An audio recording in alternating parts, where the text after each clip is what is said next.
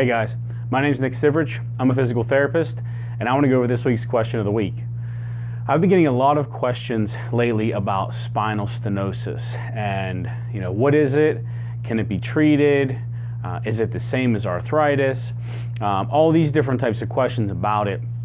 So I figured I'd do a question of the week about it. Very simple. So spinal stenosis, the word stenosis itself means narrowing. Okay, that's what the actual word means. And basically what happens is, this happens throughout your entire spine. And when I say spine, I don't mean the actual spinal cord. What I mean is where the spinal cord goes through, and that's in the hole where the vertebrae that are part of the vertebrae. So you have, each vertebrae has a hole and the spinal cord goes down through it. So those particular holes over time become smaller and they narrow. And for multiple reasons. Sometimes it can be from arthritis, and that causes some buildup of bone around that circle area, that hole.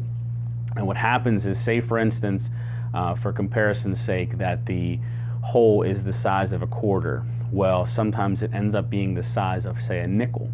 And now your spinal cord that is in that hole has very little room or less room to move around than it did before.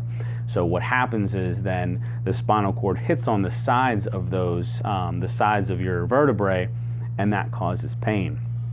Now, some of the symptoms, some of the key symptoms that people have are pain in both legs. You can have it in one with spinal stenosis, but normally it's in both legs. And it is worse in standing than sitting. So a lot of times patients will come in and say, I can't stand and do the dishes. I want to take my dog for a walk. I can't do it. The minute I sit down, my pain goes away. Why? Well, this is why, because what happens is your vertebrae, they kind of sit like this, okay?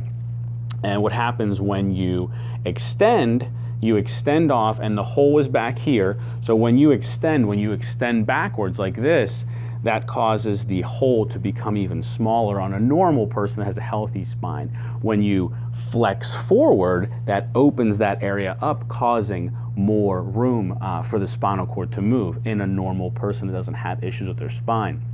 When you have stenosis and that area is already small and you extend that spine, you're making it even smaller. So when you stand up, you extend, that's why the pain shoots down the legs. When you sit down, your spine flexes forwards, it opens that hole up, causes you to have no symptoms anymore. So those are the reasons why when you stand it hurts, when you sit it doesn't. Most of the time when people get this, it's usually after 50. But it can happen prior to that, but it's definitely not the same as arthritis. Arthritis is more, it's bone on bone, and arthritis just simply means inflammation of the joint, and that happens when bone rubs on bone. This isn't bone rubbing on bone, this is actually the spinal cord hitting on the insides of that rim, causing pain. So, what we do at therapy, we try and give you a nice program that focuses more on a flexed spine as opposed to an extended spine. And then we do different activities to try and modify so that you don't experience those right away, so things can calm down, and then try and get you back into your normal activity by whether it's modification, whether it's by strengthening. It just all depends on what we're setting forth for your goals and what you want to be able to accomplish. So I hope that helped this week, guys. If you have any questions, feel free to contact me. Have a good one.